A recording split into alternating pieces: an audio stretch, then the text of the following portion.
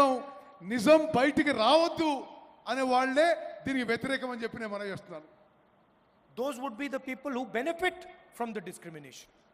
వీళ్ళు ఈ కుల వివక్ష వల్ల లబ్ధి పొందే వాళ్ళే ఈ నిజం బయటికి రావడానికి ఇష్టపడటం లేదు. I'm still wondering why the Prime Minister has not publicly said that he wants to challenge the idea of discrimination in Indian society. నేను ఆశ్చర్యపోతున్నా, ప్రధానమంత్రి గారు ఇప్పటి వరకు కుల వివక్ష విషయాన్ని ఈ దేశంలో ఛాలెంజ్ చేయడానికి ముందుకు వస్తున్నానని ఒక్కసారి కూడా మాట్లాడలేదు. Why hasn't he said he wants to know how many Dalits there are in India's boardrooms?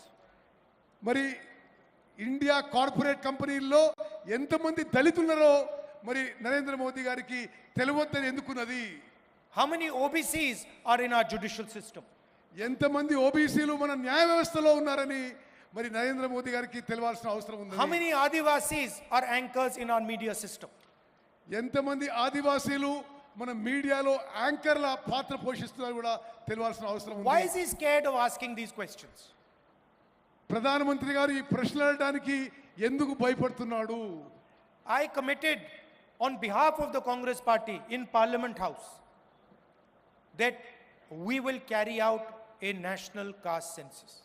నేను కాంగ్రెస్ పార్టీ తరఫున పార్లమెంట్లో స్పష్టంగా చెప్పిన మేము జాతీయ స్థాయిలో క్యాస్ట్ సెన్సస్ చేస్తామని హామీ ఇవ్వడం జరిగింది. And we will demolish the artificial barrier of 50% reservations that has been placed in front of this country. ఇప్పటి వరకు ఏది ఉందో 50% వరకు రిజర్వేషన్స్ అది మేము ఎత్తేస్తామని చెప్పి నేను మనవి చేస్తున్నాను. And for me, Telangana is the model of the national caste census. నాకు తెలంగాణలో జరుగుతుంది జాతీయ స్థాయిలో కాస్ట్ సెన్సస్ కి ఇదే మోడల్ గా నేను భావిస్తున్నాను. And I think I'd like to thank the leadership of Telangana because they have done a truly beautiful thing in this process.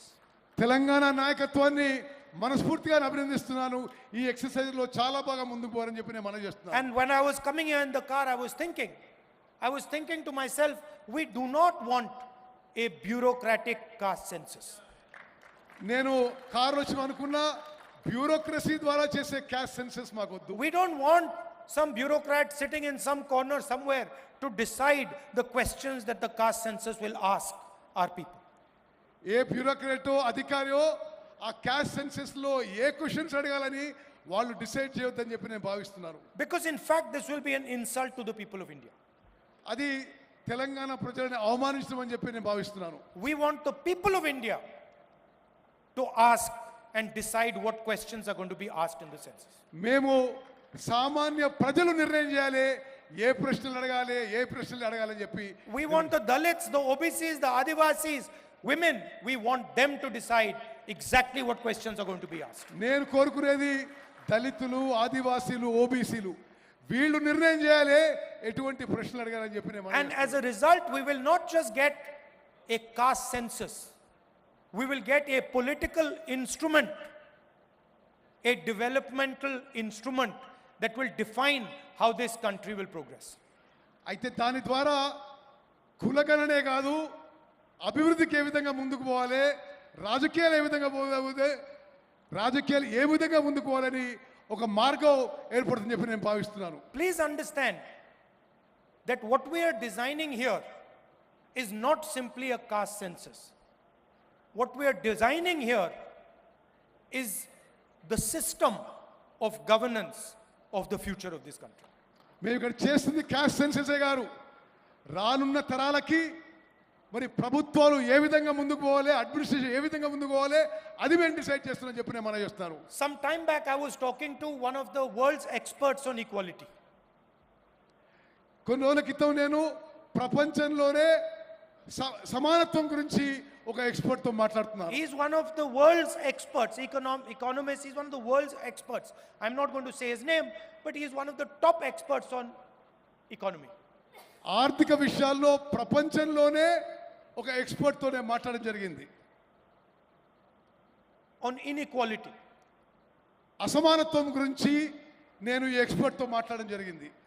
And he said to me, Mr. Gandhi, do you realize that India is one of the most unequal countries on the planet?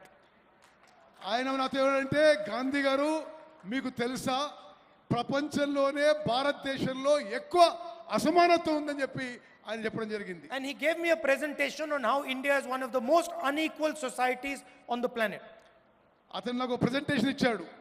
ప్రపంచంలోనే భారతదేశంలోనే ఎక్కువ అసమానత్వం ఈ సమాజంలో భారత సమాజంలో ఏ విధంగా ఉందని చెప్తూ. And after his presentation, I said to him, my brother, you are telling me that India is one of the most unequal societies on the planet, but your analysis does not even include the single biggest discriminator in Indian society, which is called caste.